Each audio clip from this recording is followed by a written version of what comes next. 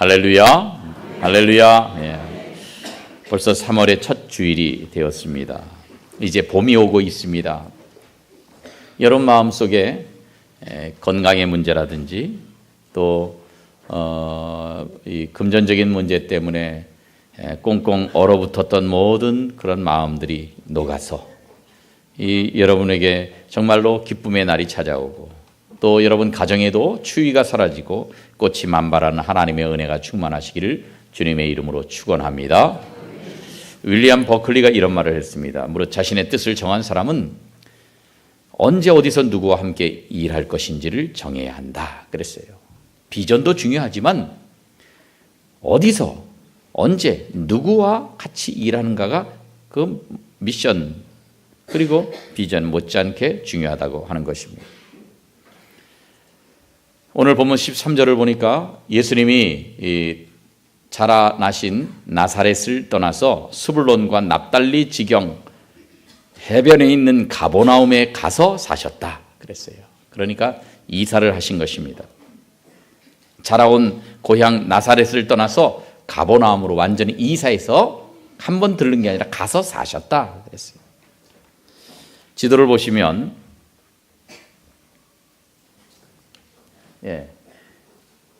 여기가 가버나움이고 여기가 나사렛입니다. 나사렛에서 가버나움으로 그렇게 이사하신 것입니다. 예수님은 뭐 사마리아 지역도 가셨고 여기저기 가셨지만 주로 갈릴리 지역에서 사역을 하셨습니다. 우리 옛말에 이런 말이 있어요. 말이 태어나면 제주도로 보내고 사람이 태어나면 어디로 보내라고요? 서울로 한양으로 보내라 그런 말이 있습니다. 그만큼 중심지로 보내야 된다는 거예요. 그래야 큰 일을 한다는 거죠. 그럼 이 원리대로라면 예수님은 어디로 가셔야 돼요? 예루살렘으로 가셔야 돼요. 그런데 예수님은 갈릴리 가버나움을 자신의 주된 사역지로 정하신 것입니다. 이게 예수님 형제들에게는 불만이었습니다. 예수님 형제들이 뭐라 그럽니까? 요한복음 7장에서 보니까 여기를 떠나 그 예루살렘이 있는 유대로 가십시오. 왜 갈릴리 지역에 계십니까? 그 이유를 4절에서 또 그렇게 말합니다. 스스로 나타나기를 구하면서 묻혀서 이 시골의 초야에 묻혀서 있는 사람이 어디 있습니까? 자신을 세상에 나타내십시오. 예루살렘으로 가십시오. 그 얘기입니다. 중심지로 가서 당신이 유명한 사람이 되십시오. 그런데 예수님은 예루살렘으로 가기를 원치 않으시고 갈릴리 지역에서 사역을 하셨던 것입니다. 이 갈릴리 지역은요 예루살렘으로부터 먼 곳이에요. 다음 지도를 보시면 이제 이스라엘은 이쪽은 지중해고요. 또 여기가 갈릴리 호수입니다. 쭉 강이 흐르는데 요단강입니다. 저 밑에 조금 보이는 것이 사해 바다입니다. 그래 요 지중해와 요단강 사이인데 그런데 맨 밑에 유대가 여기 있습니다.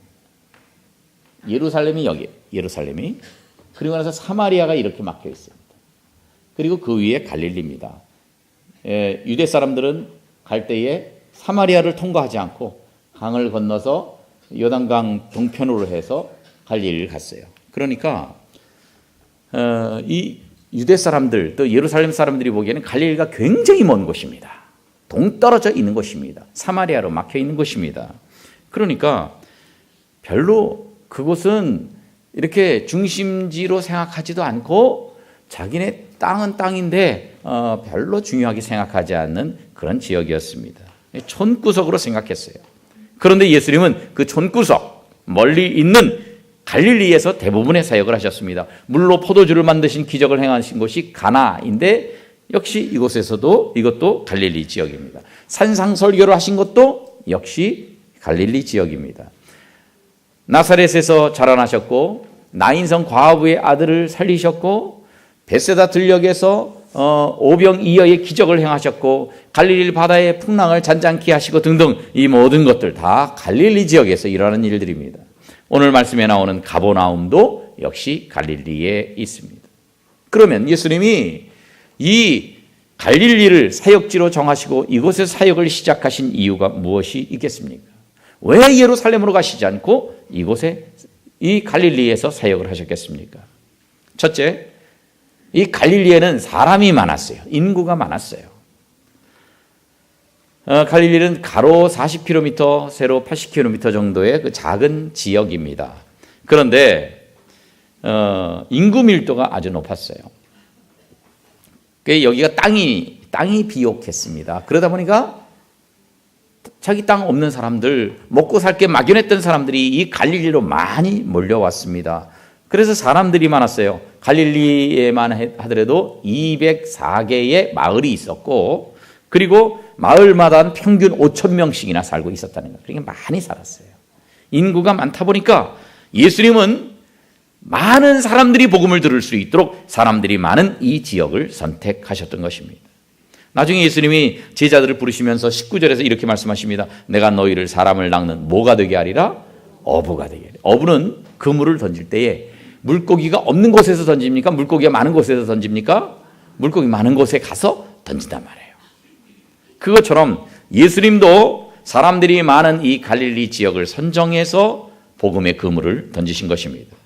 그런데 여기서 우리는 예수님이 사람을 평가하는 기준을 보게 됩니다. 기준.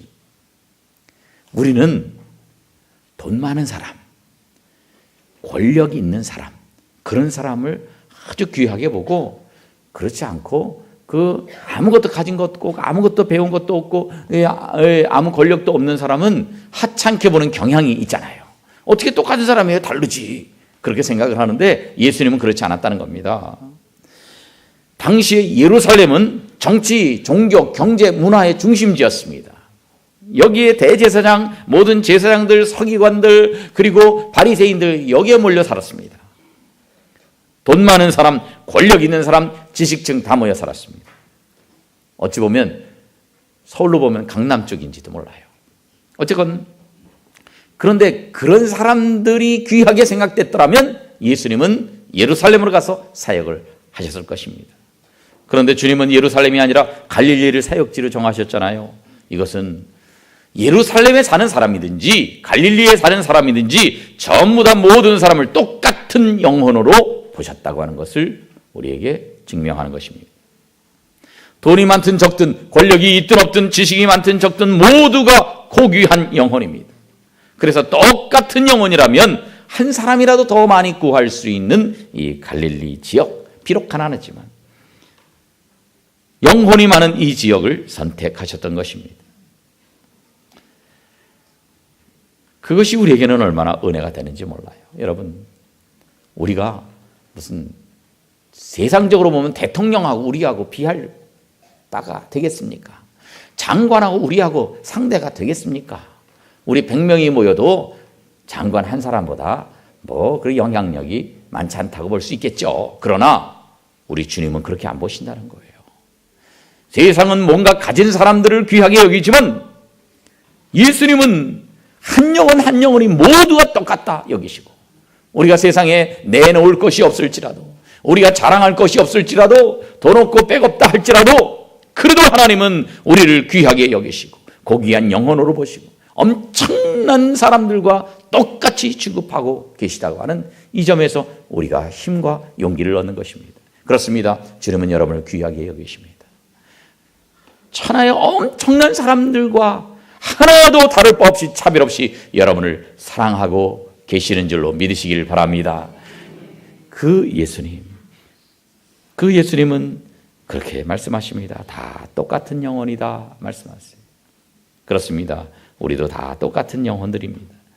그래서 우리도 예수님처럼 모든 사람을 똑같은 영혼으로 봐야 됩니다. 이 사람은 잘해주고 저 사람은 못해주고 차별 대우하면 안 됩니다. 똑같이 귀히 여겨야 됩니다. 그런데 여러분, 사람을 귀히 여기면 어떻게 해야 되겠습니까?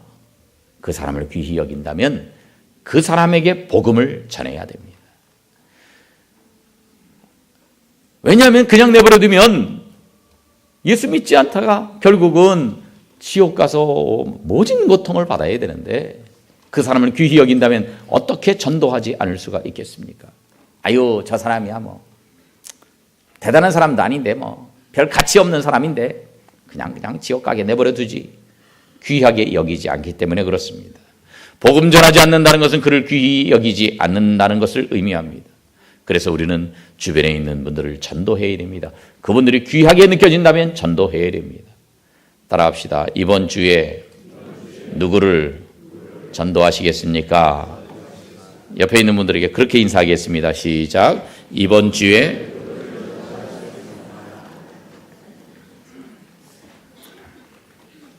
둘째로 예수님이 갈릴리를 전도지로 정하신 데는 또 다른 이유가 있습니다. 그것은 이 갈릴리에 있는 사람들이 말씀에 잘 반응하는 사람들이기 때문에 그래요. 예루살렘 사람들은요, 예수님이 울어도 가슴을 치지 않는 사람들입니다. 피리를 불어도 춤을 추지 않는 사람들입니다. 반응을 안 해요. 예수님이 뭐라 그래도요, 말씀을 안 받아들여요. 오히려 예수님을 잡아 죽이려고 하는 사람들이 예루살렘에 있는 많은 사람들이었습니다. 그런데 갈릴리에 있는 사람들은 잘 받아들였단 말이에요. 말씀에 잘 반응하는 사람들이었어요. 오늘날도 그래요. 여기에 어떤 분은 예루살렘 사람이 있고 어떤 분은 갈릴리 사람들이 있습니다. 말씀을 들어도 내가 아멘을 하나 봐라. 입을 질끈 이 악물고 절대 안 하는 사람. 누가 기도를 해도 그 기도에 아멘 안 해. 누가 찬양을 해도 아멘 안 해. 그런 분들은 반응하지 않는 분들이에요. 예루살렘 사람들입니다. 그러나 아멘 아멘 하는 사람들은요, 그분들이 은혜를 받는 사람들이고 그분들이 말씀에 잘 반응하는 분들이고 그분이 갈릴리 분들입니다. 여러분은 어느 쪽 분들이십니까? 말씀에 잘 반응하는 여러분 되시기를 주님의 이름으로 축복합니다. 전부 다 갈릴리 분들이에요. 유대 역사가 요세푸스는 갈릴리 사람들에 대해서 이렇게 기록했습니다. 갈릴리 사람들은 언제나 혁신적인 것을 좋아하고 천성적으로 변화의 가능성을 가지고 있고 선동을 매우 좋아했다. 그래서 누가 선동하면 쉽게 따라가고 쉽게 움직이는 사람들이었다는 겁니다. 그래서 갈릴리에 데모가 많이 일어났어요. 선동이 잘 통하는 곳이었거든요. 누가복음 13장에 보니까 빌라도는 이제 로마로부터 파송받은 총독입니다. 이 빌라도가 갈릴리 사람들의 피를 그들의 제물에 섞었다 그랬어요. 이건 뭐냐면 갈릴리에서 폭동이 일어난 겁니다. 그래서 그거를 빌라도가 이 진압을 하고 거기에 그 핵심 인물들, 주동자 이런 사람들 다 처형을 했다. 네, 그것을 의미하는 거예요. 그러니까 이 갈릴리는 이런 폭동이나 데모가 많이 일어났던 곳입니다. 사도행전 5장에 보면 드다가 일어나 스스로 선전할 때 약 400명 정도 따랐다가 망해버렸다. 그 말씀이고, 그 다음 절 37절에 보면 갈릴리에 유다가 일어나 백성을 꿰어 따르게 하다가 역시 망하고 흩어졌다. 그 말씀이에요. 이 드다, 유다 모두 갈릴리 사람들이, 따른 사람들도 갈릴리 사람들입니다. 그러니까 누가 선동을 하면 잘 따라가고 누구의 말을 잘 믿고 따라가는 거예요. 그러니까 나쁘게 말하면 귀가 얇은 사람들이고 좋게 말하면 말씀에 잘 반응하는 그런 사람들입니다. 그런데 중요한 것은 이 갈릴리 사람들이 변화되기를 좋아한다는 겁니다. 늘 새로운 사상을 원했습니다. 왜 갈릴리 사람들이 변화를 좋아했는가? 왜 새로운 사상을 잘 받아들였는가? 그래서 13절을 보면 실마리가 나옵니다.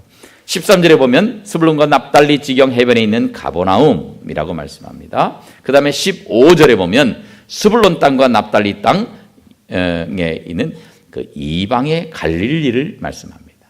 따라합시다. 이방의 갈릴리. 사실은 이제 본래는 이방 땅이 아니었어요. 그런데 이거는 이제 그 이사야서 그 9장 1절을 인용한 것인데, 그런데 이때 당시에는 이방이었어요. 이방 땅이었어요. 이때 당시에는 갈릴리가 이방 땅이었습니다. 그러나 예수님 당시에는 전부 다 그 유대 지방에서 먹을 것이 없고 가난한 사람들이 전부 다 희망을 찾아서 그 식민지였던 이 갈릴리 지역으로 갔어요. 그래서 거기 다 이 이스라엘 사람들이 살았기 때문에 더 이상 그곳은 이방 땅은 아니었습니다. 그러나 다른 나라와 경계에 있는 그 이방 땅이 아닌 예수님 당시는 변방의 땅이었습니다. 그래서 변방의 갈릴리였습니다. 스불론과 납달리도 마찬가지입니다. 갈릴리 지방 북쪽을 분배받았는데 이건 너무 떨어져 있는 곳이고 변방이다 보니까 별로 주목을 받지 못했고 이스라엘 주된 흐름, 주류에서 주류 세력에서 제외가 됐습니다. 그래서 이걸 사회학적인 용어로는 주변인이다 그렇게 말해요. marginal people, 마진이 뭘 말하는 거냐? 이렇게 인쇄가 돼 있으면요, 인쇄되어 있는 주변에 그 여백, 글씨가 없는 그런 여백을 말하는 거예요.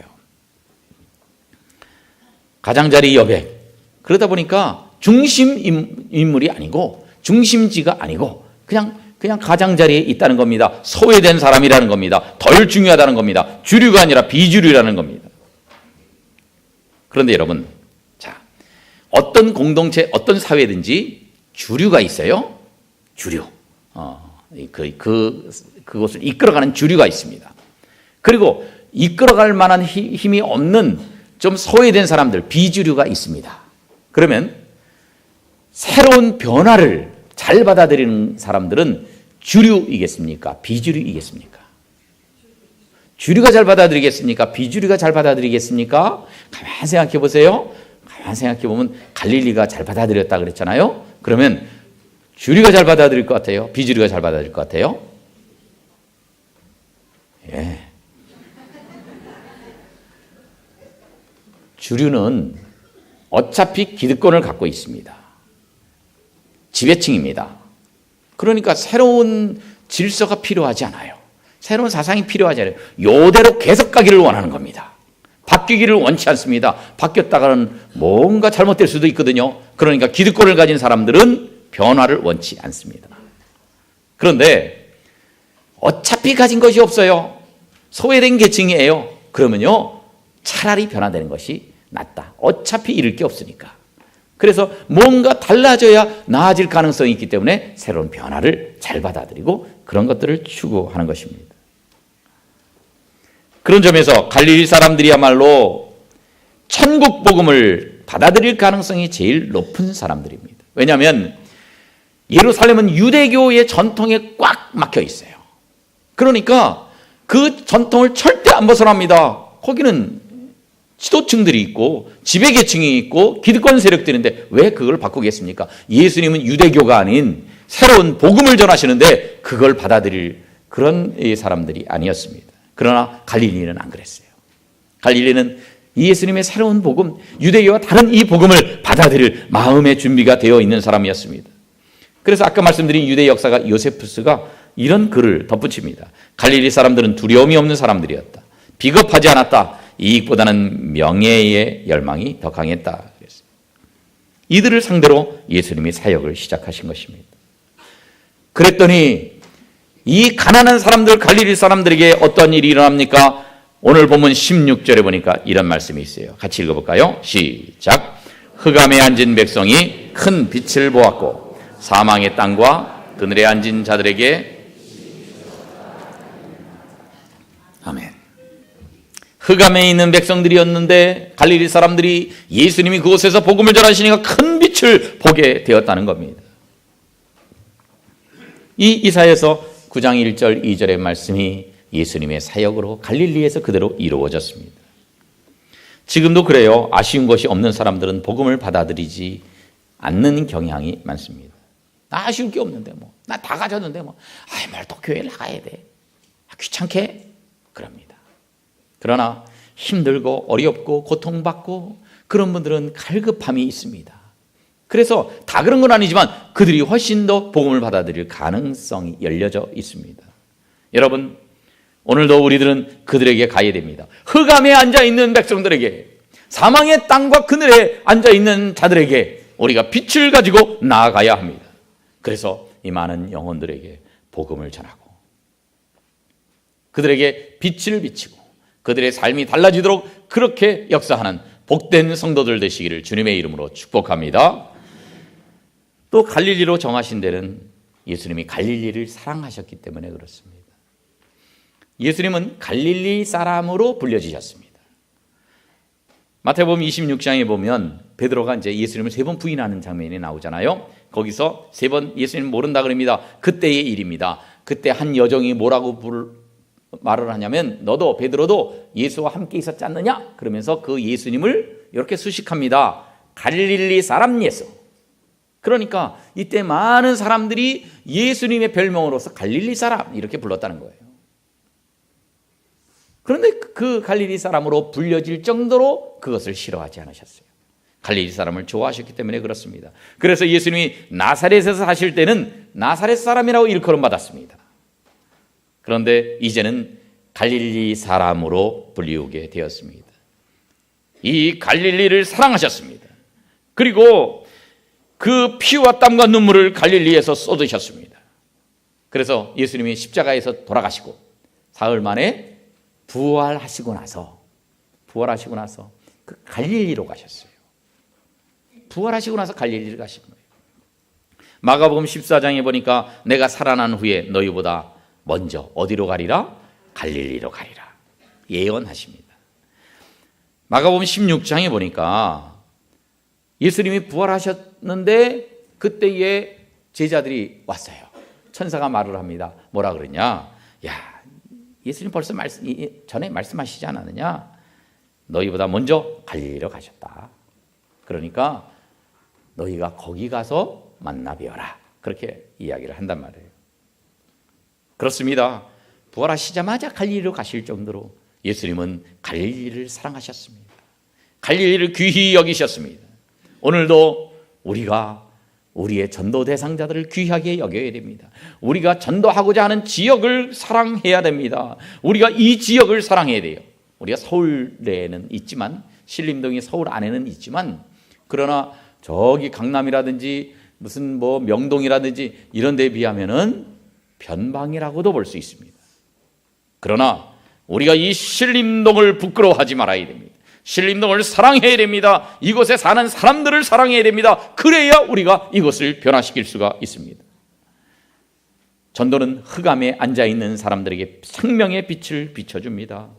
그래서 전도하면 그 사람의 운명이 달라져요. 전도하면 그 한 지역의 운명이 달라집니다. 전도하면 한 나라의 운명이 달라지는 겁니다. 그래서 우리는 변방으로 가야 합니다. 따라합시다. 변방으로 가자. 변방으로 가야 돼요. 신영복 교수가 쓴 책 가운데 변방을 찾아서라는 책이 있어요. 여기 보면 이순신 장군 동상 얘기가 나옵니다. 이순신 장군 동상이 다음 그림에 보면 나오는데, 그런데 이 이순신 장군이 그러더라는 거예요. 거기 있는 거지에게, 난 여기 싫다. 내가 여기서 청와대를 지키고, 내가 여기서 경복궁을 지키고, 나 이거 싫다. 나는 한산섬으로 가고 싶다. 뭐 그렇게 얘기를 했다라는 걸 그 책에 기록해요. 그러면서 이런 말을 덧붙였습니다. 이순신 장군이 만약에 경복궁에서 있었더라면 그는 결코 충무공이 될 수가 없었을 것입니다. 변방 한산섬에 있었기에 충무공이 될 수 있었습니다. 그렇습니다. 인류 역사는 언제나 변방이 새로운 역사의 중심이 되었습니다. 그래서 이 문명은요, 유럽에서 발생한 게 아니에요. 동방에서 발생했어요. 거대 근동 지역에서 많이 발생했어요. 그런데 이 오리엔트 문명이 발달했을 때는 유럽 쪽은 전부 다 불모지였고 뭐 아무것도 없는 그냥 무지랭이들이 있는 변방이었습니다. 그런데 이 오리엔트의 문명이요, 이 중심지가 결국 옮겨져 갑니다. 어디로 가요? 그리스로 갑니다. 그리스에서 로마로 갑니다.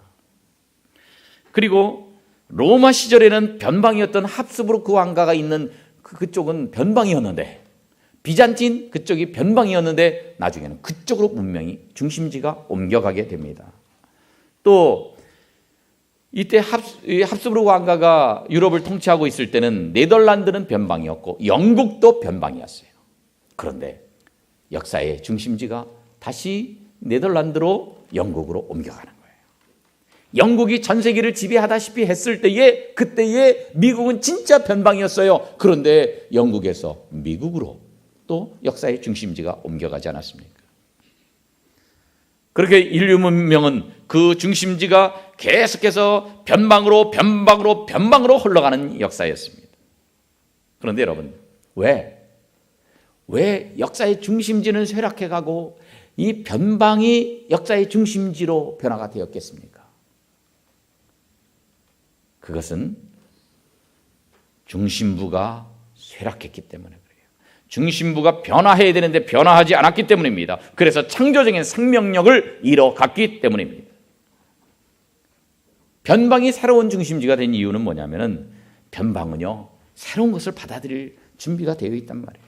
창조적인 공간입니다. 생명의 공간이기 때문에 변방이 새로운 중심이 된 것입니다. 그래서 우리도요, 변화를 거부하면 안 됩니다. 한때 찬란했다 하더라도 변화를 거부하면 그때부터는 쇠락해 가는 길을 걸을 수밖에 없습니다. 변화돼야 돼요. 이 세상이 얼마나 많이 변화됩니까, 여러분? 휴대폰만 하더라도 엄청나게 변화되고, 이 세상에 과학기술이 막 변화되고 있잖아요. 의학도 막 발전하고 있잖아요. 우리도 옛날 상투 틀고 있을 때의 생각만 갖고 있으면 안 된다는 거예요. 우리나라 사람들이요, 변화에 잘 적응하기 때문에 우리나라가 이렇게 발전한 것입니다. 절대 안 된다. 상투 자르면 안 되고, 외에서는 배격하고, 한문만 가지고 이 서당에서 공부해야 된다. 지금까지 그렇게 고집했다면 우리나라는 가장 이 후진국 중에 못 사는 나라가 되었을 것입니다. 변화에 적응해야 돼요. 자꾸 변화해야 돼요. 교회도 마찬가지입니다. 교회도 변화돼야 돼요. 아이고, 옛날 그대로 가지. 그대로 가는 게 좋은 것도 있지만, 그러나 변화되지 않으면 쇠락할 수밖에 없습니다. 변화는 새로운 것을 받아들이는 것인 동시에 조직도 변화돼야 됩니다. 조직이 변화된다는 것은 중심부에 서 있는 사람의 중심부에 서 있지 않을 수 있다는 것을 의미하는 반발심이 생깁니다. 나를 한직으로 몰아. 아니에요. 변화될 수 있어야 쇠락하지 않습니다. 교회의 찬양도 새로운 찬양을 우리가 익숙하지 않지만 거부감을 갖지 말아야 돼요. 자꾸 배워나가야 돼요. 그렇지 않으면 우리는 옛날 것에만 머무르게 되고 쇠락할 수 있습니다. 예배의 형식도 마찬가지입니다. 내가 70년 동안 예배 형식, 이런 형식으로만 예배 드렸는데 달라지는 것을 수용할 수 있어야 됩니다. 그렇지 않을 때 우리는 중심부가 그 역할을 잃어버리고 쇠락해버리고 그 촛대가 다른 데로 옮겨져 가는 것을 눈으로 볼 수밖에 없는 것입니다. 생소해도 변화를 거부하면 안 됩니다. 뭔가 달라도 체질에 안 맞아도 적응하도록 노력해 나가야 합니다. 예수님은 변방의 사람이었습니다. 예수님이 인간의 몸을 입고 오신 장소도요, 예루살렘이 아니었습니다. 유대 지역의 변방이었던 베들레헴에서 태어나셨고, 베들레헴 안에서는 변방이었던 마국간에서 태어나셨습니다. 목동들이 예수님 맞이했는데 그들도 변방에서 천한 일을 하던 사람들이었습니다. 예수님이 자라나신 곳 나사렛도요, 이스라엘의 변방 중에 변방이었습니다. 나사렛에서 무슨 선한 것이 나겠어? 그렇게 얘기할 정도였습니다. 그런데 예수님은 그 변방의 사람이었습니다. 변방의 사람들에게 가까이 가셨습니다. 변방의 사람들과 늘 함께 계셨습니다. 가난한 사람들과 함께 계셨습니다. 병든 자들을 치료해 주시고, 상처받고 세상으로부터 버림받은 그런 지친 인생들을 찾아가셨습니다. 굶주린 사람들, 소외된 사람들을 귀히 여기셨던 것입니다. 그것이 갈릴리였고 그것이 변방이었습니다. 사랑하는 성도 여러분, 우리도 마찬가지입니다.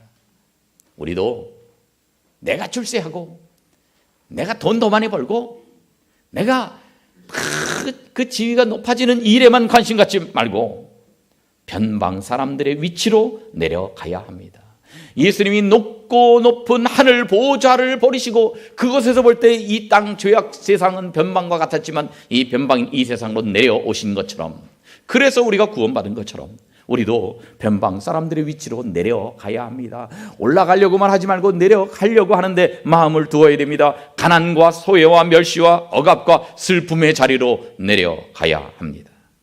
고통받는 이웃들을 향해서, 낮은 자리를 향해서 나아가야 합니다.